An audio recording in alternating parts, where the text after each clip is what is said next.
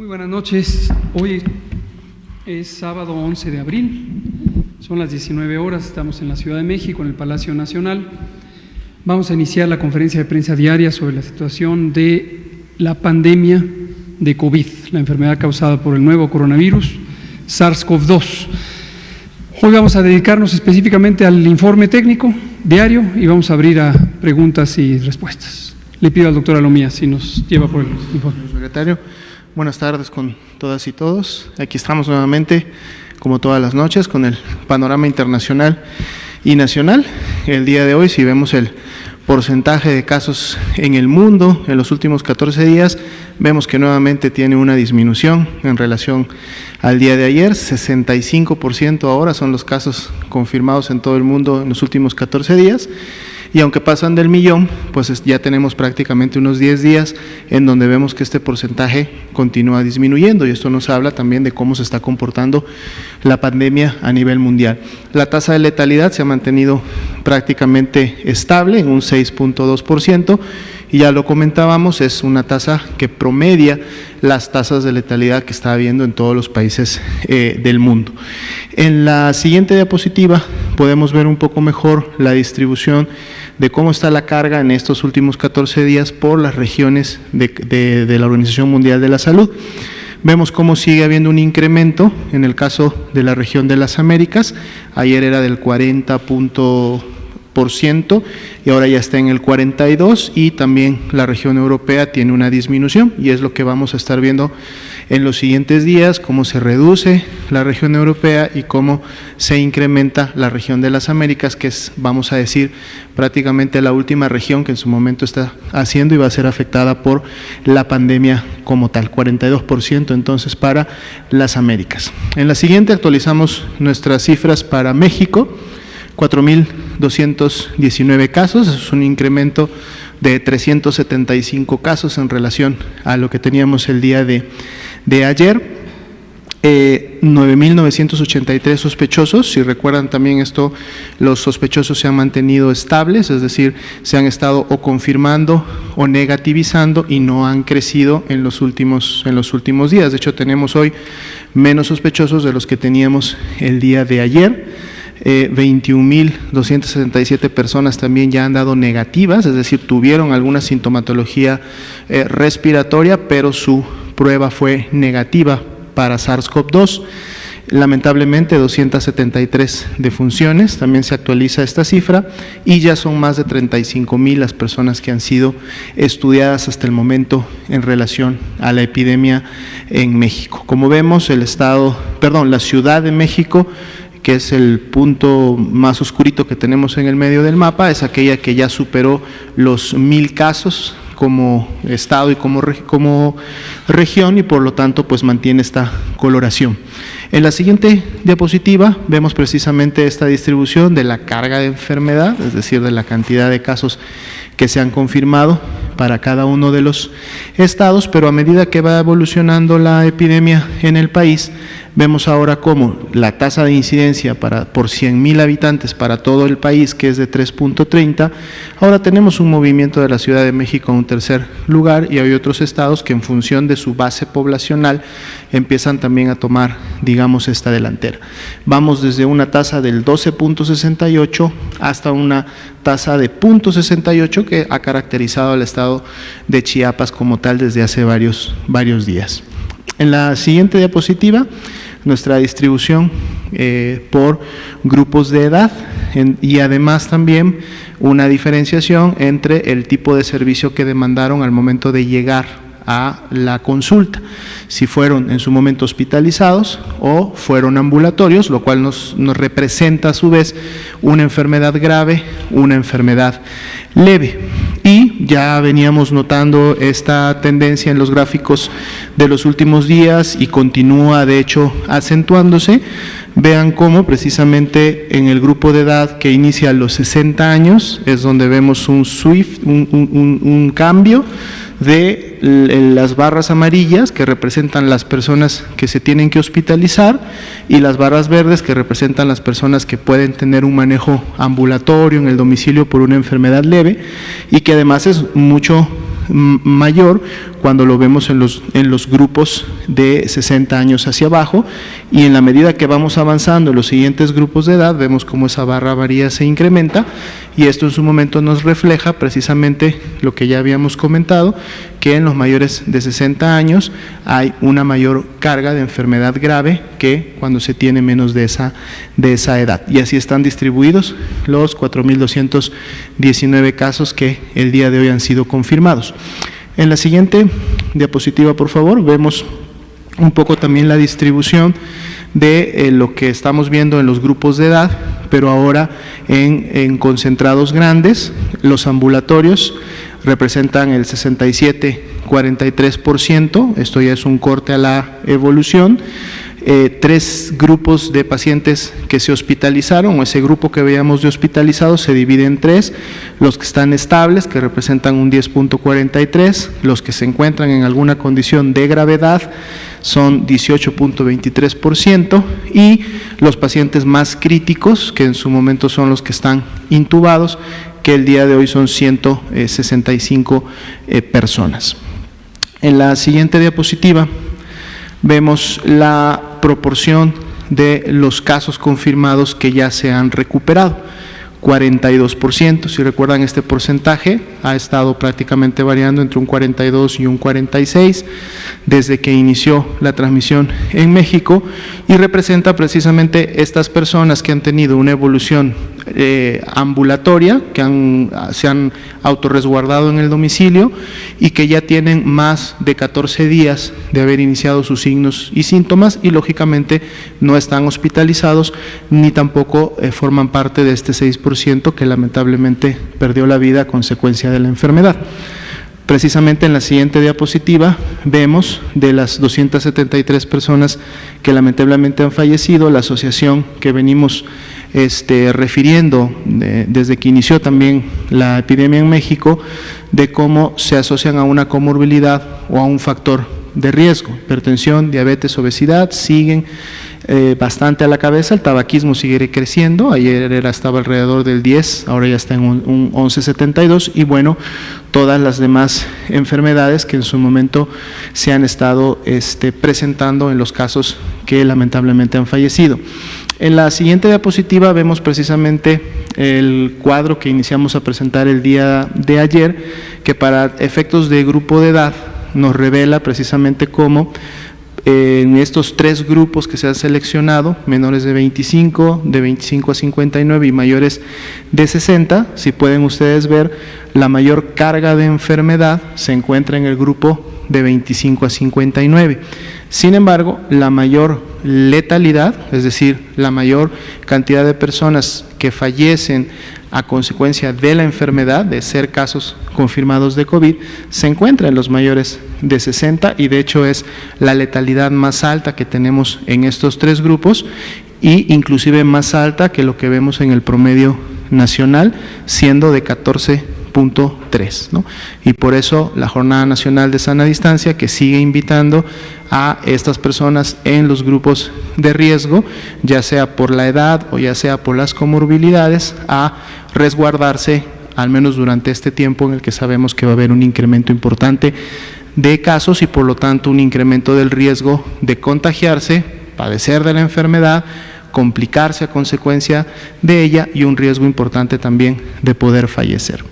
En la siguiente diapositiva vemos la distribución de la letalidad y del número de defunciones por estado en el cual han ocurrido.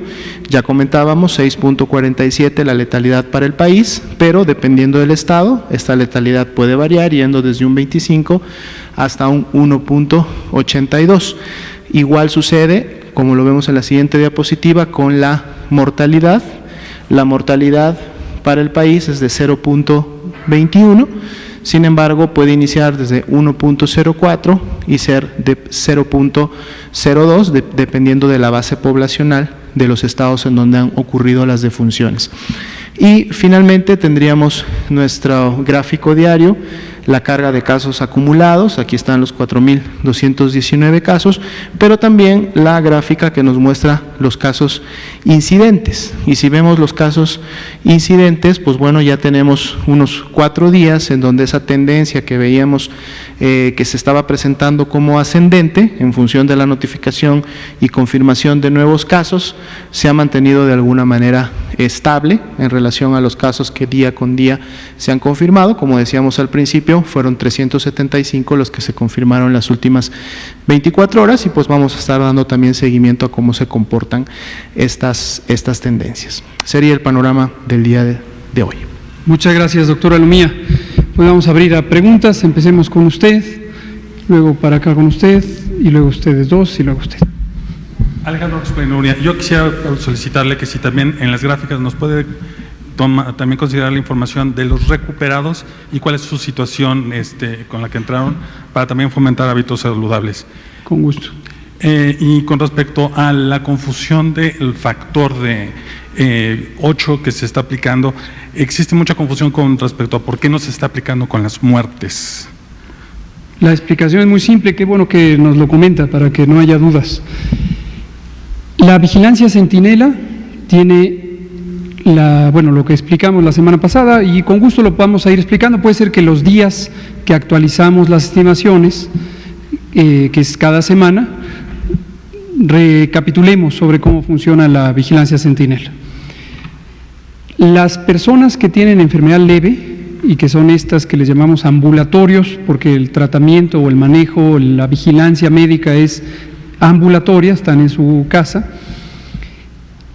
se identifican en las unidades centinela, las unidades de salud monitoras de enfermedad respiratoria, que son estas centenar, 4 centenas, un poquito más de 4 centenas, respecto a las 26,000 que existen en el sector público. Y en ellas se usa el factor de corrección para estimar por cada caso cuántos representan. Hasta la semana pasada, cuando lo presentamos, eran curiosamente 8.2 casos por cada caso identificado. Esto va a ir cambiando.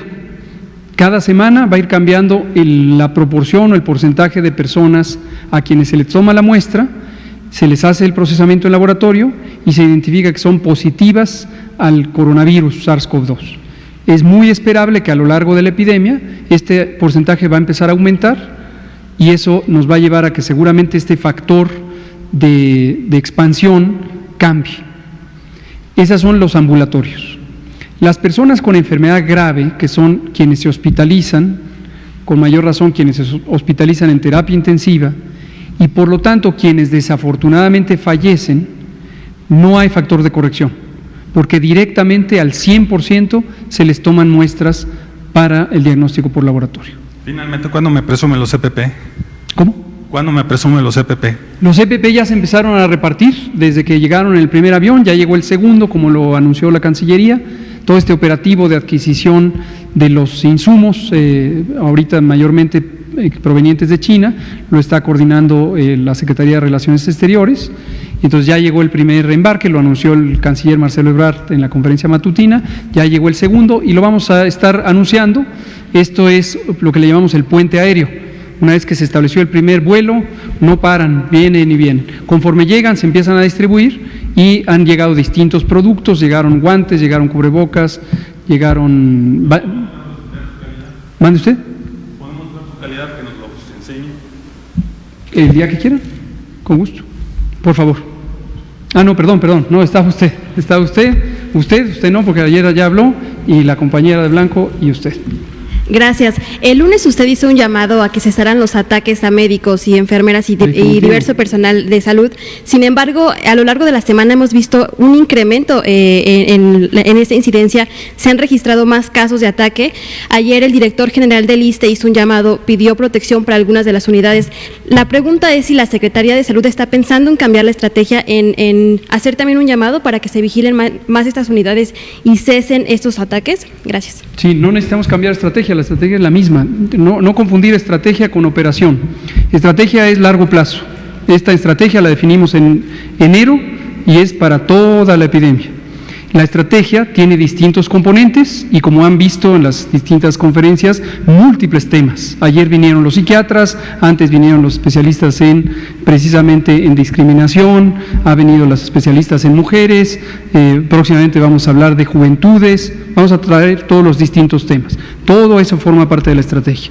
La táctica es los plazos, es cómo hacemos las operaciones en los plazos intermedios, y finalmente las operaciones son lo que se ejecuta en el día a día.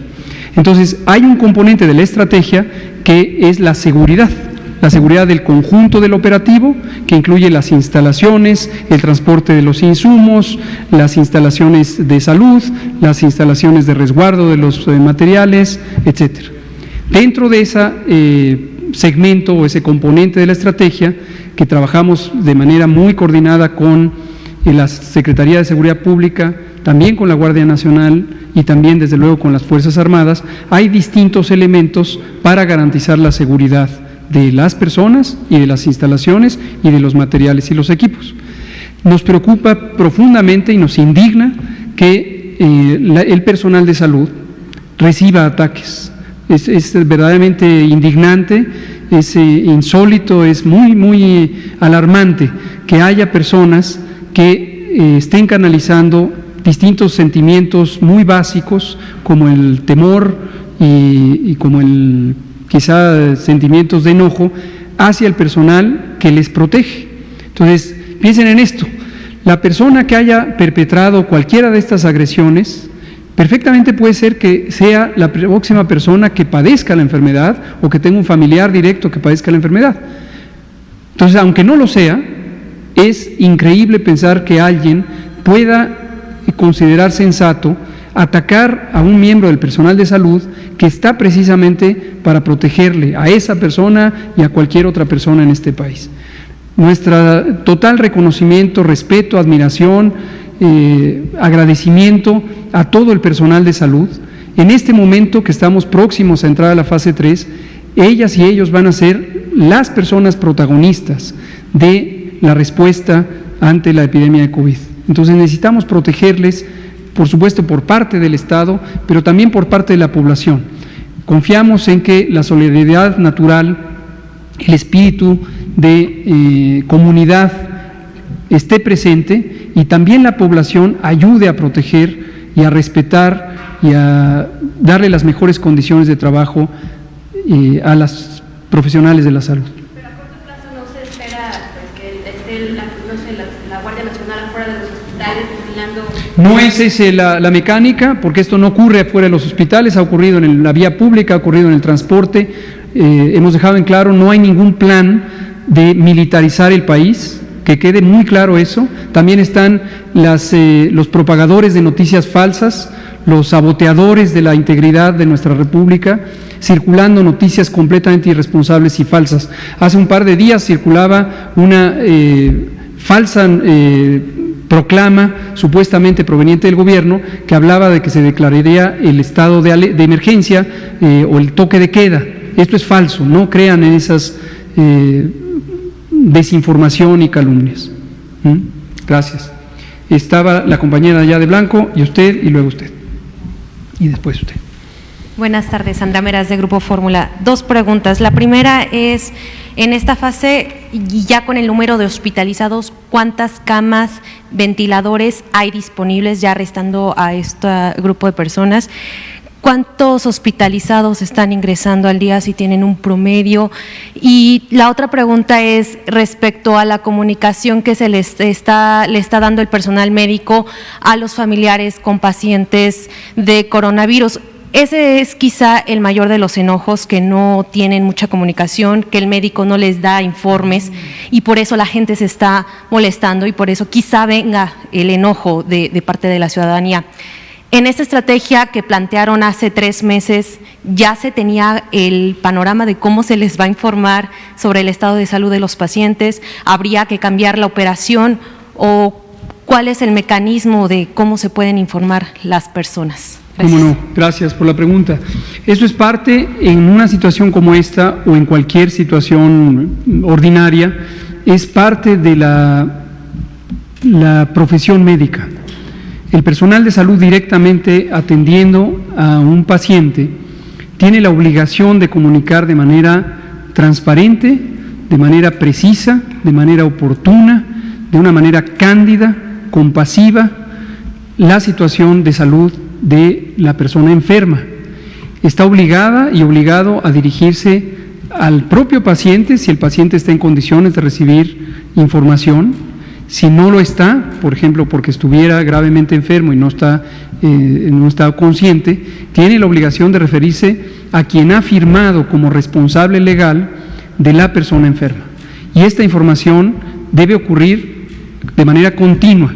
En los hospitales existen unas rondas o procesos que ocurren de manera continua. Generalmente se pasa visita a alguna hora de la mañana y a media tarde precisamente es el momento de informar a los familiares. Entonces no se necesita un operativo especial, pero desde luego si esto no ocurre, esto habla de un problema de calidad de la atención que es atribuible a la operación que exista en el hospital determinado.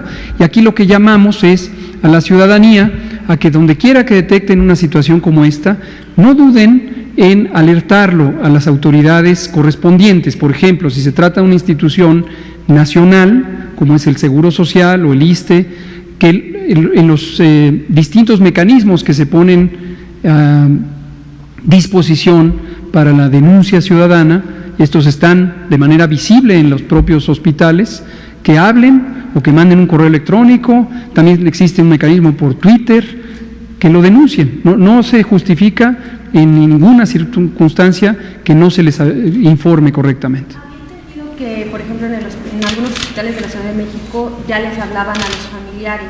¿Esa podría ser alguna otra opción? Esta es otra historia diferente. Lo que tiene la Ciudad de México desde hace ya 2 semanas, casi 3, para reducir la posibilidad de que las personas que no necesitan una evaluación médica por el hecho de que tienen baja probabilidad de complicarse y con el objetivo de que no contribuyan a los contagios, entonces pueden llamar a los teléfonos de emergencia, en este caso al Locatel, al número de Locatel, y Locatel hace la transferencia a la unidad especializada de los servicios de salud de la Ciudad de México y el personal le llama a la persona, le da la asesoría. Si se identifica que es un caso compatible con COVID, se le manda un paquete de asistencia y se le dan instrucciones y se le da un seguimiento telefónico. Pero esto es aparte.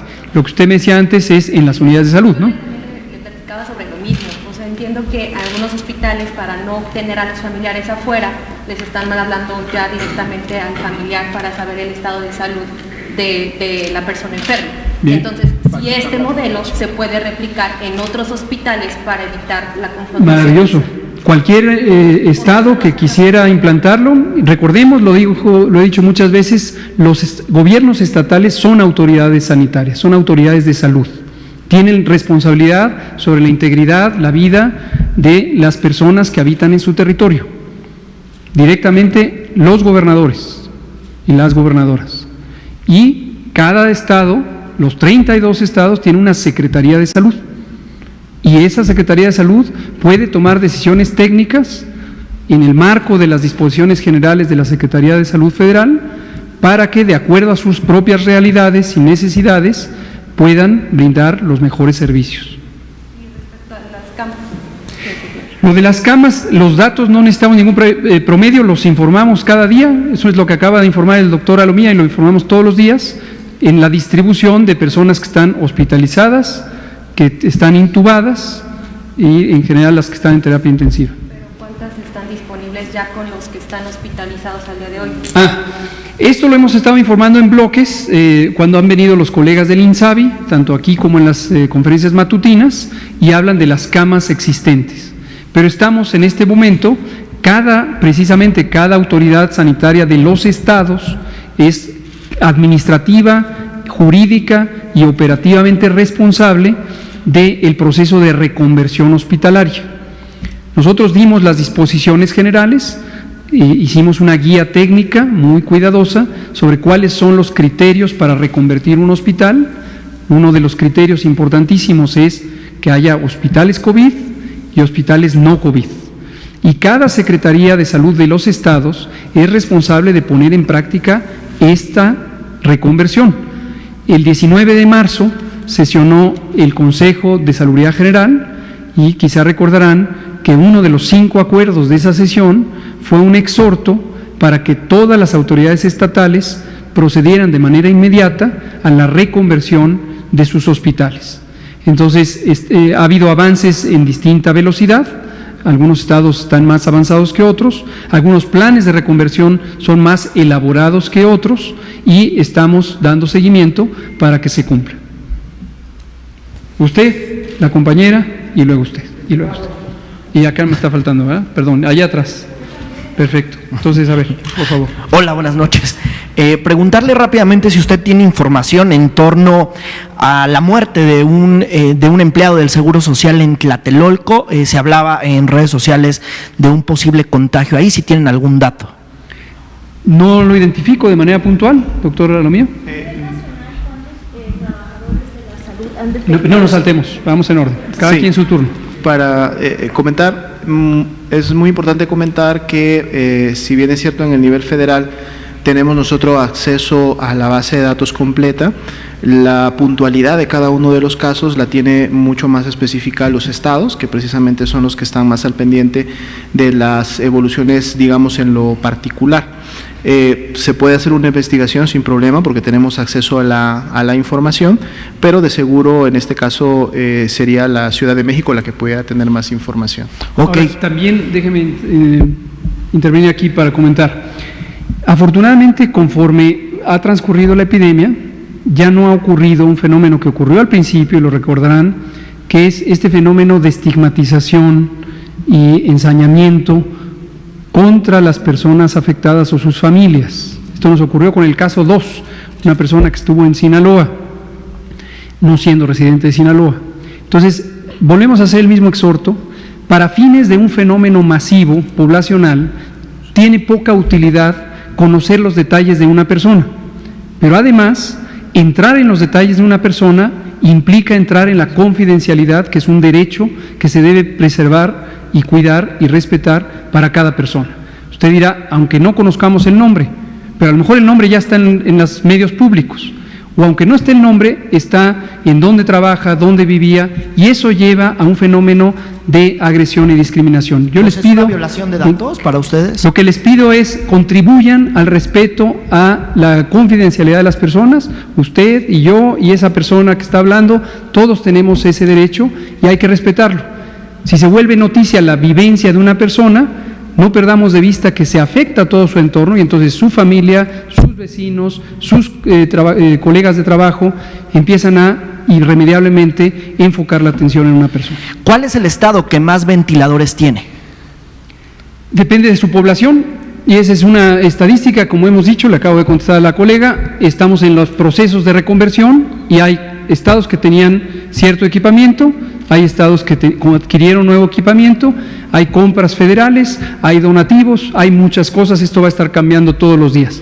Oiga, y una duda, ¿qué pasa cuando alguien es sospechoso de coronavirus o que tiene una sospecha y lamentablemente fallece antes de que se confirme la prueba? ¿Esa acta de defunción sale como una neumonía típica o sale enfermo por COVID-19? Nosotros asumimos en este momento que una muerte no certificada que tuviera una neumonía típica puede ser explicada por alguno de los virus respiratorios. Como hemos comentado, todavía existe, lo vamos a tener la actualización del porcentaje de confirmación el lunes, pero existe la influenza, y la influenza da un síndrome clínico con una afección pulmonar muy semejante a coronavirus. Entonces, en este momento son las dos causas posiblemente más frecuentes de una neumonía típica. Cuando existe la oportunidad, también lo explicábamos hace algunos pocos días, se puede y se debe tomar una muestra aun cuando la persona haya fallecido. Si la muestra se tomó cuando la persona estaba en estado grave y lamentablemente perdió la vida, pero la muestra ya se estaba procesando, en cuanto sale el resultado, se clasifica la muerte como de la causa correspondiente, ya sea por COVID, por influenza o por alguna otra causa identificada. Oiga, ¿y cuál es la ruta o el protocolo que sigue un médico cuando alguien comienza a complicarse con coronavirus? En algunos hospitales privados están diciendo, bueno, la prueba de coronavirus, una tomografía, una radiografía, después de ahí un comité define qué medicamento se aplica, algunos antivirales. ¿Cuál es el protocolo cuando alguien ya empieza a estar en esa raya de que se está complicando la enfermedad de COVID-19? Porque algunos están en su casa y han mandado mails y han estado comunicándose algunas mesas de información que dicen cuál es el momento en el cual yo ya tengo que ir al médico, y segundo, cuando yo ya estoy en urgencias, cuando yo ya estoy en un hospital, ¿qué me tienen que hacer los médicos? ¿Qué estudios me tienen que realizar para identificar el COVID-19 o por lo pronto cómo ese virus dañó al pulmón? Gracias por mencionarlo, porque le da voz seguramente a algunas ciudadanas y ciudadanos o sus familiares que tienen esta legítima inquietud. No existe una ruta única, porque la ruta depende de las condiciones específicas de la persona enferma. Existe una guía que se publicó desde la última semana de enero, la publicamos, está de acceso público ahí en el micrositio coronavirus.gov.mx. No es una guía para uso de la población en general, es una guía técnica para las y los profesionales de la salud, para los médicos. Y en esta guía se ha compilado lo más relevante de la evidencia científica que permita a las y los médicos orientar el proceso de identificación diagnóstica, el diagnóstico propiamente dicho, la identificación también de la probabilidad de complicaciones, el manejo de estas complicaciones, etcétera, etcétera, etcétera. A su vez hay una guía sobre el proceso de control de infecciones que estipula los elementos de bioseguridad que debe considerar tanto la familia como el personal de salud como las demás personas.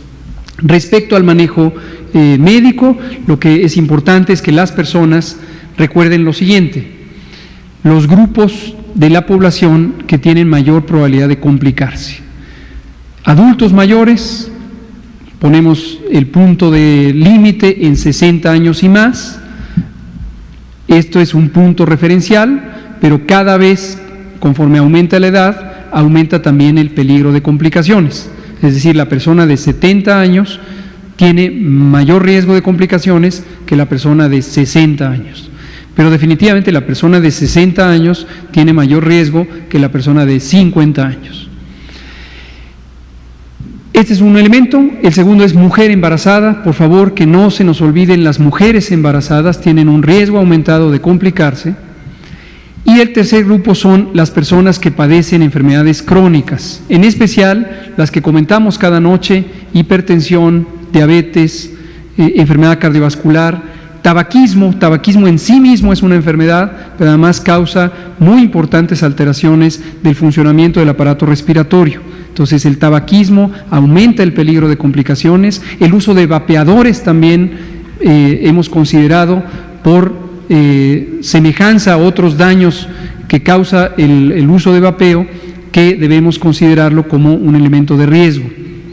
Las personas con inmunosupresión de cualquier causa, adquirida o provocada, por ejemplo, las personas que viven con VIH y han tenido una reducción de las células de los linfocitos CD4 en forma importante, las personas que padecen cáncer, las personas que usan quimioterapia contra el cáncer, las personas que padecen enfermedades autoinmunes como el lupus eritematoso generalizado, la artritis reumatoide y varias otras enfermedades de esta clase, o que utilizan medicamentos inmunosupresores para el tratamiento de este tipo de enfermedades.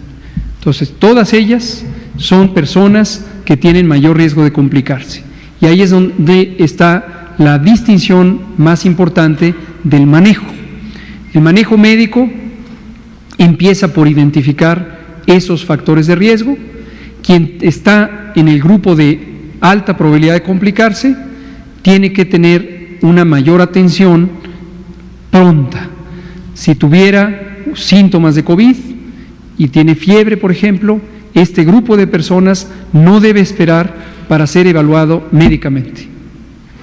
En cambio, este otro grupo de personas que son jóvenes, que no son mujeres embarazadas, que no tienen enfermedades crónicas, obesidad, por cierto, también es otro elemento importante. Quien no tiene esas características puede esperar, en su mayoría no necesita una atención médica ni siquiera para valoración. Ahora, recordar que una vez con la enfermedad, con COVID, las personas que están en el grupo de alto riesgo pueden complicarse literalmente en pocas horas. Es decir, no es algo progresivo que lentamente me voy sintiendo cada vez más mal y mejor me espero un día o dos. No. En el momento que una persona tiene los síntomas de COVID, piense, revise, comente con su familia si recuerda, para que le ayude a recordar todos los elementos que pudieran tener de riesgo, los que acabo de mencionar, y debe ser evaluado médicamente en una unidad de salud. Además de la PCR, ¿se requiere otro estudio médico ya cuando estás en el hospital? La PCR, el diagnóstico por laboratorio, sirve básicamente para saber dos cosas: si la persona tiene o no tiene infección por el nuevo coronavirus SARS-CoV-2. Segundo, un elemento que es de uso médico, no es tan trascendente para la atención, que es si la carga viral es alta o es baja. Esto es importante para el elemento de si la persona podría ser contagiante por mayor tiempo. En algunos pocos casos las personas llegan con cargas virales muy altas, están eliminando una gran cantidad de virus, eso se infiere indirectamente por uno de los parámetros de la prueba PCR y eso puede llevar a que se necesite hacer una segunda prueba antes de que las personas sean dadas de alta para estar seguros que no van a continuar contagiando. Otros estudios, como pueden ser la radiografía del tórax, la tomografía computada, dependen de lo que evalúa el médico, la médica, específicamente de cada paciente. Es decir, no todos los pacientes necesitan una placa de tórax, no todos los pacientes necesitan una tomografía y desde luego hay muchísimos otros procedimientos diagnósticos y de manejo médico que se evalúan uno por uno de acuerdo a la condición del paciente. Con mucho gusto. Estaba la compañera y el compañero de allá y nos vamos aquí de este lado. Y usted también. Todavía tenemos tiempo. Gracias, Manuel. Gracias, por favor. doctor. Buenas noches. Bianca Aguirre de Notimex TV. Bueno, pues ya lo dijo el doctor Alomía, ya la Ciudad de México superó los 1,000 casos y ya está cerca la fase 3. Están cercando, bueno, pues ya vimos el Zócalo, el frente de Palacio Nacional, ya también la Alameda. Ante esta fase 3 se cercarían algunas zonas, digámoslo, de la ciudad por completo, esto para ir evitando la aglomeración de las personas como ayer y antier en la zona de la Viga. Esa es una pregunta. Y la segunda, hoy se reunió usted con pues personal del INSABI para checar la capacidad hospitalaria en los estados, pues si nos puede regalar algunos datos. Gracias. Con mucho gusto. Gracias. Respecto a lo primero, no es lineal, es decir, 1, 2 y 3 no quiere decir cada vez una medida específica la amplío. Y al principio solo cerraba plazas públicas, ahora también cierro, qué sé yo, parques y jardines. En la fase 2, el gran cambio entre fase 1 y fase 2, en términos de la prevención y el control, fue la instauración de las medidas masivas de distanciamiento social, de sana distancia. En estas medidas masivas, lo importante es que son precisamente masivas, es decir, funcionan por millones de personas que salen de la vía pública. Tenemos un muy buen monitoreo aquí en la Ciudad de México, que lo hace la propia gobierno de la Ciudad de México, y como mostramos hace unos días, tenemos reducción de más del 65% de la movilidad urbana. En la fase 3, la escena más importante es el hospital. Entonces, así como en la fase 1 estábamos preparando la fase 2 y la pusimos en práctica 15 días antes de entrar en la fase 2, porque quisimos aprovechar la oportunidad adelantándonos, en la fase 2 estamos preparando la fase 3 y ahí viene su otra pregunta. Por eso nos reunimos, no solo hoy, nos reunimos diariamente con todos los colegas que tienen que ver con la reconversión hospitalaria. La reconversión hospitalaria, llevamos más de 7 semanas donde estuvimos trabajando en los protocolos de reconversión, en la evaluación de las condiciones de las unidades de salud. Hay que garantizar no solamente que existan los ventiladores, por ejemplo, sino que la toma de oxígeno esté en condiciones óptimas, que exista la presión suficiente del circuito de oxígeno para sostener 10, 15, 20, 40, la cantidad de camas necesarias con ventilador, porque los hospitales van a estar operando en condiciones extraordinarias. Desde detalles, por ejemplo, los enchufes en las camas de la hospitalización general, a diferencia de las camas de terapia intensiva, no necesariamente existen suficientes enchufes eléctricos. Y en el manejo de una persona en estado crítico se necesitan muchos equipos eléctricos, el propio ventilador, el monitor, las bombas de perfusión de soluciones intravenosas, y esto podría requerir 10, 15 enchufes. Y además el circuito eléctrico tiene que ser competente. Todos esos detalles, algunos son ingenieriles, otros son orgánicos. Tiene que estar las personas, por ejemplo, competentes para vigilar al paciente y modular los parámetros de la ventilación. Como hemos comentado, tenemos poco personal de salud en el país. México tiene un rezago histórico en la formación de sus especialistas en salud. Y en este campo específicamente, la medicina crítica, tenemos un número muy pequeño de especialistas. Lo que hemos hecho, que lo explicamos, lo explicó el doctor Schwartz aquí en la nocturnera y en la mañanera, es un esquema piramidal, donde un especialista guía a 5 personas que tienen una profesión médica, pero no son especialistas necesariamente en el campo de medicina crítica, y a su vez cada uno de ellos se hace responsable de 5 pacientes. Eso nos permite expandir muy rápidamente la capacidad.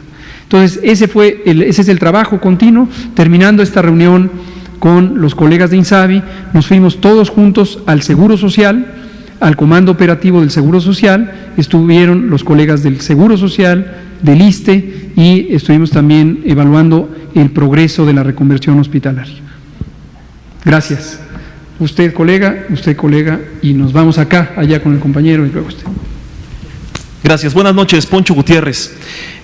Hace un par de días usted nos habló de un estimado de contagiados con base en el modelo Centinela, que ronda aproximadamente, nos comentó usted, en 26,000 casos. Esta cifra escandalizó a algunas voces públicas, bastantes. Quienes han escuchado sus conferencias saben que este dato usted lo ha dicho una y otra vez durante varias semanas, pero desde antier algunos periodistas y políticos tomaron sus palabras para difundir esta idea de que al doctor Gatell lo obligaron a revelar la verdad después de la entrevista para The Economist, cuando incluso el doctor Alomía y usted nos han dicho esta proporción desde hace semanas, incluso casi un mes.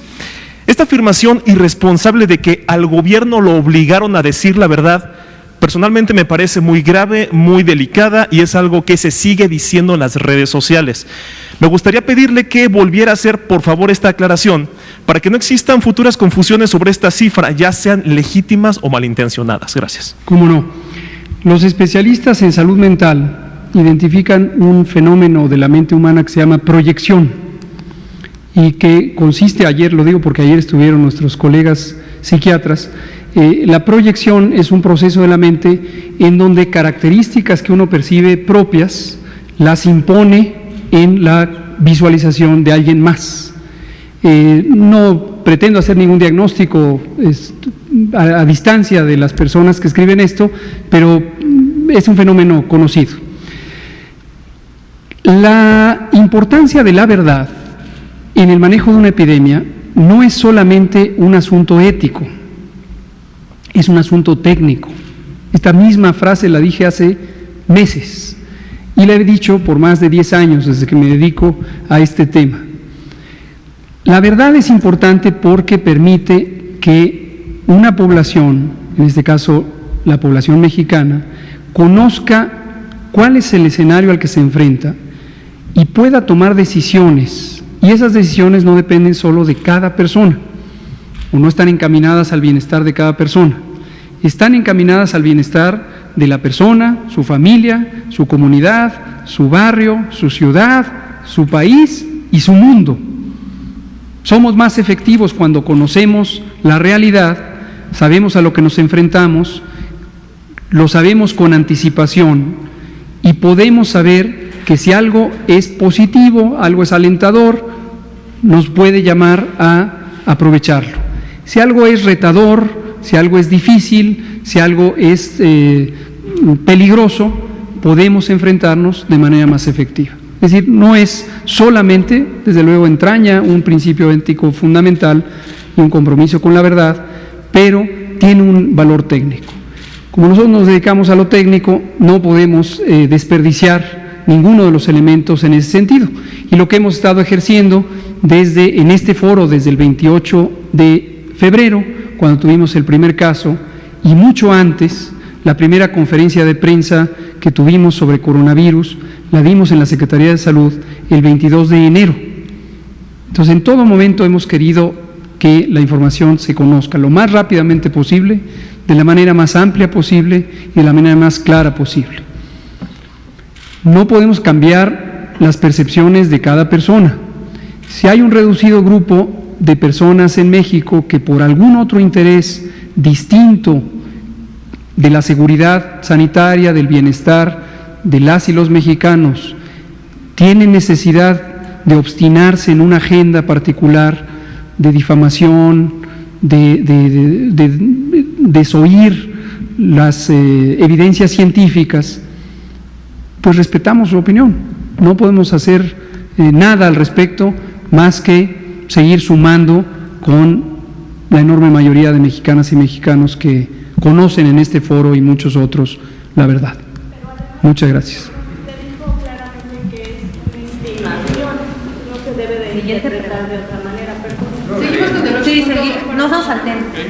Sí, no nos saltemos nada más para abordar esto. Sí, es una estimación, sí seguimos con 8.2. Acabo de decir, a respuesta a la primera pregunta, cada semana esto se va a ir actualizando conforme cambie el porcentaje de positividad, el porcentaje de personas que acuden a unidades de salud con enfermedad compatible con coronavirus, etcétera. Y lo vamos a estar anunciando cada semana y conforme existen los datos, los ponemos a disposición. A veces esos datos nos van a llevar a decir, qué bien, esto no está tan mal como pensaba. Y otras veces los datos nos van a decir, qué difícil, vamos a enfrentar una situación difícil. Ambas cosas se deben conocer con la misma claridad y la misma oportunidad. Y aprovecho para recordar lo que he dicho casi al terminar cada conferencia. ¿Se acuerdan que garanticé que iba a llegar el coronavirus a México? Bueno, sigo garantizando que va a ocurrir lo que hemos dicho que va a ocurrir. Garanticé que íbamos a pasar de la fase 1 a la 2 y ahora sigo garantizando que vamos a pasar a la fase 3.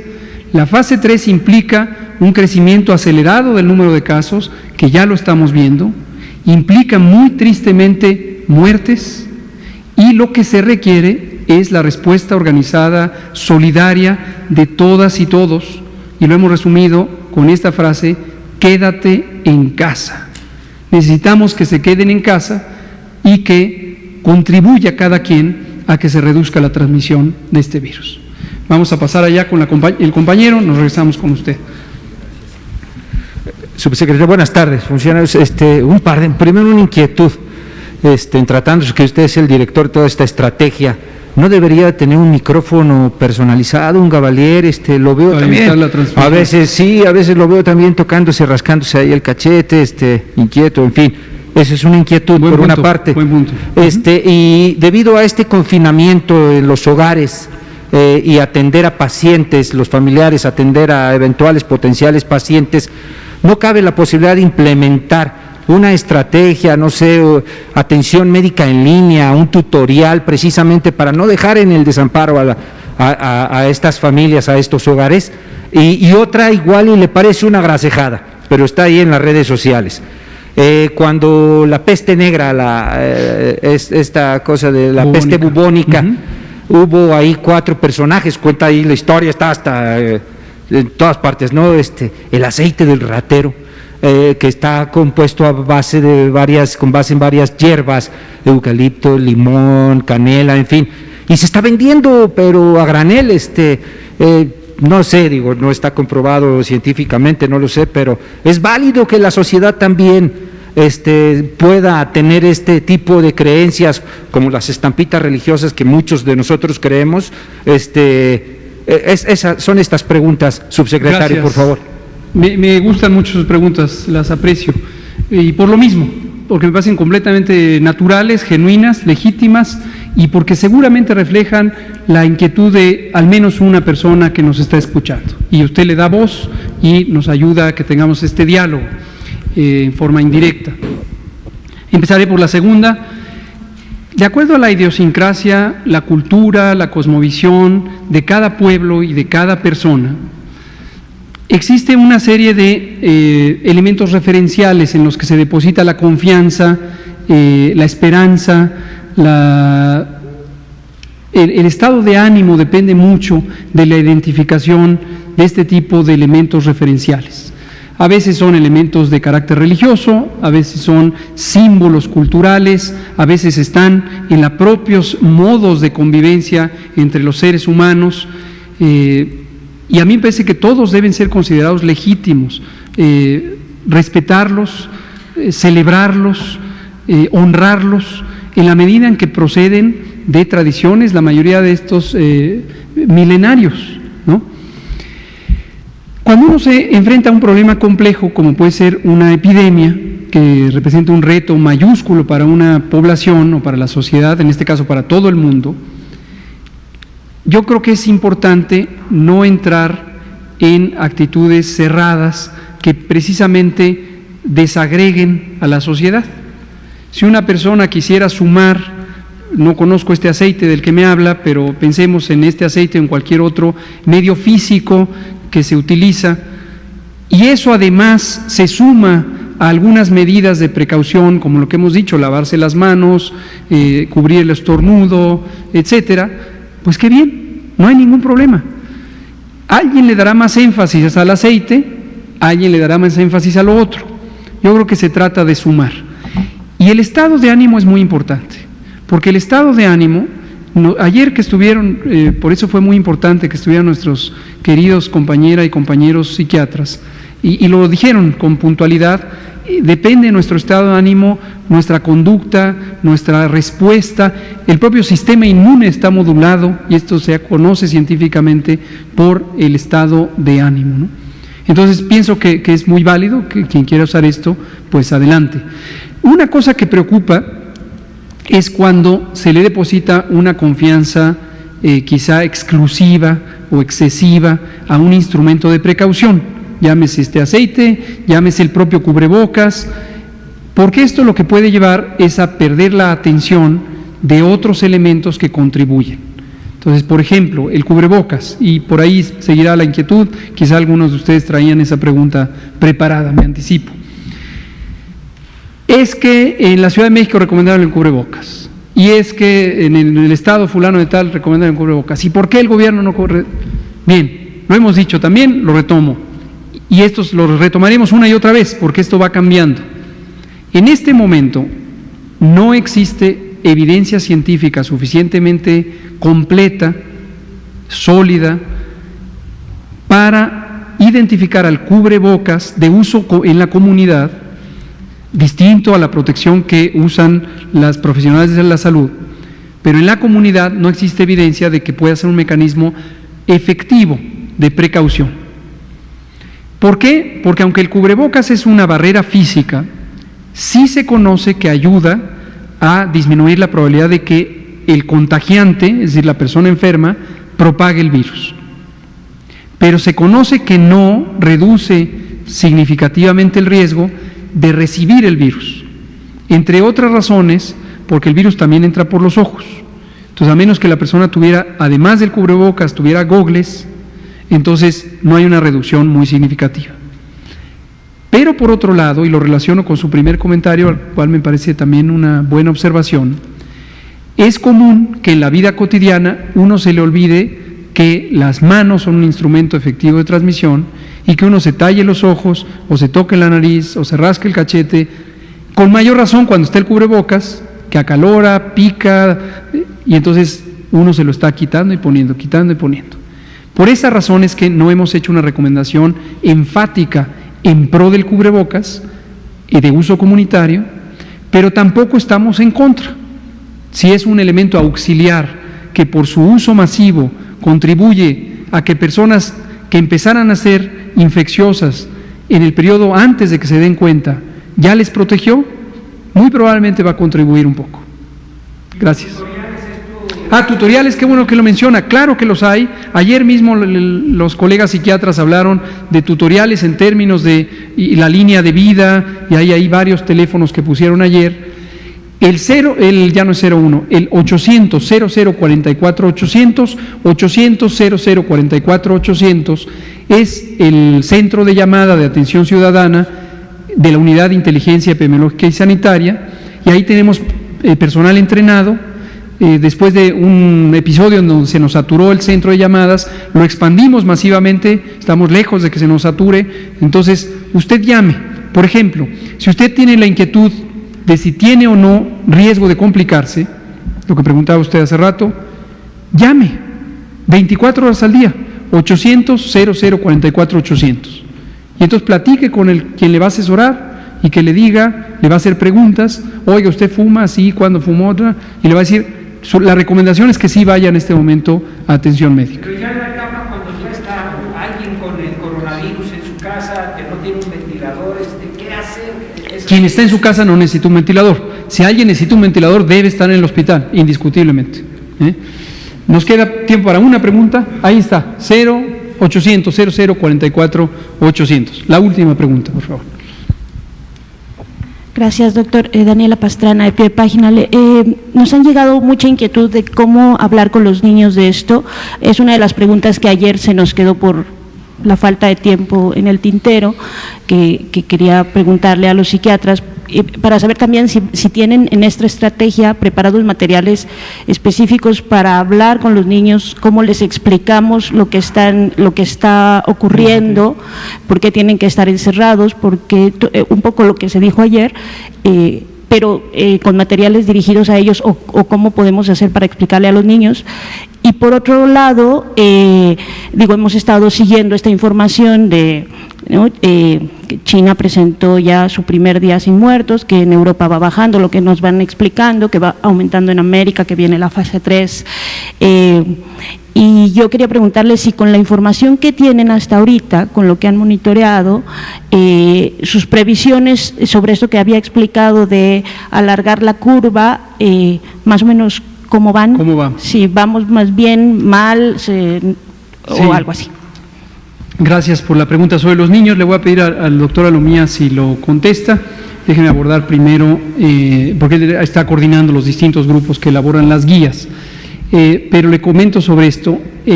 Todavía no tenemos evidencia, porque no ha transcurrido suficiente tiempo desde que se establecieron las medidas masivas de sana distancia.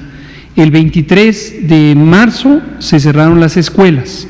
Y esta fue la contribución hasta ahora más consistente a la sana distancia, porque de un día para otro se salieron de la circulación cerca de 15 millones de personas, todos los educandos, el personal que está en las economías periféricas a las escuelas.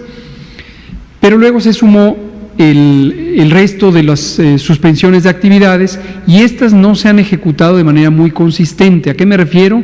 No se están respetando del todo. Aquí hago un llamado a las autoridades sanitarias, precisamente de los estados, los gobernadores y las gobernadoras, a que contribuyan tomando las decisiones necesarias y los operativos correspondientes a que se cumplan estas medidas en el marco de su competencia, que es cada uno de los estados.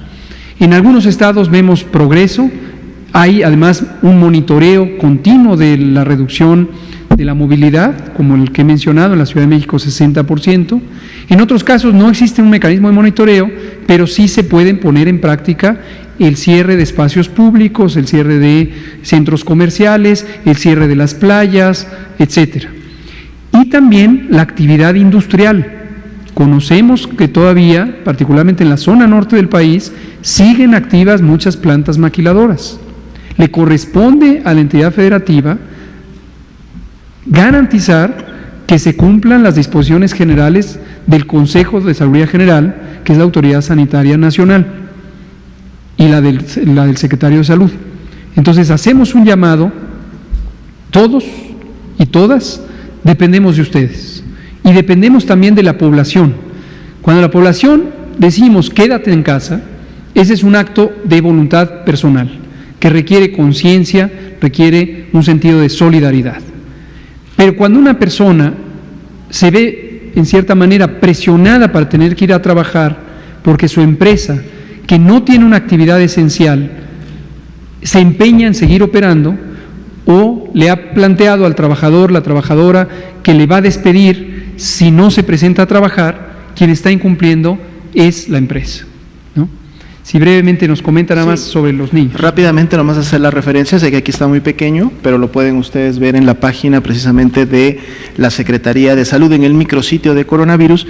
Hay una pestaña específica, de hecho, que dice material o sección para niños. Si ustedes ingresan a esa pestaña, bien, lo tenemos en grande, en la pestaña que dice sección para niños, y ahí podemos ver cómo hay material que está específicamente diseñado para ellos, desde conocimiento para que ellos sepan cómo se produce la enfermedad, cómo se lleva a cabo. Si seguimos subiendo, vamos a encontrar toda una serie de videos. Si le podemos dar para arriba a la página, por favor. ¿Sí? Hay sección de cuentos, hay personajes conocidos ya mundialmente, que lógicamente en alianza con ellos se han hecho estos eventos. Si seguimos subiendo, encontramos también videos explicativos, más abajo, mensajes lógicamente en formatos que ellos puedan entender mucho mejor, que les sean más coloridos, en lenguaje sencillo. Más abajo, por favor. Aquí están los videos desde los personajes ampliamente conocidos, como también con videos con su sana distancia, y muy importante, también podemos encontrar más abajo guías para cuidadores, es decir, la interacción que pueden tener los adultos con ellos y cómo enseñarles o cómo transmitirles información en relación a esta pandemia. Los invitamos a visitar esta página. Pedimos su ayuda para que nos ayuden a difundir esto. Este ha sido un trabajo titánico y formidable que ha coordinado en particular el doctor Ricardo Cortés Alcalá, el creador de Susana Distancia, director general de promoción de la salud, y todo su magnífico equipo en la dirección, y vemos que no ha sido suficientemente explotado. Ha implicado alianzas con entidades, algunas sociales o privadas, como los que tienen la propiedad intelectual de alguno de estos elementos, y es el momento de usarlas. Todavía faltan varias semanas de censura. Muy bien, muchas gracias. Mañana empezamos con ese tema.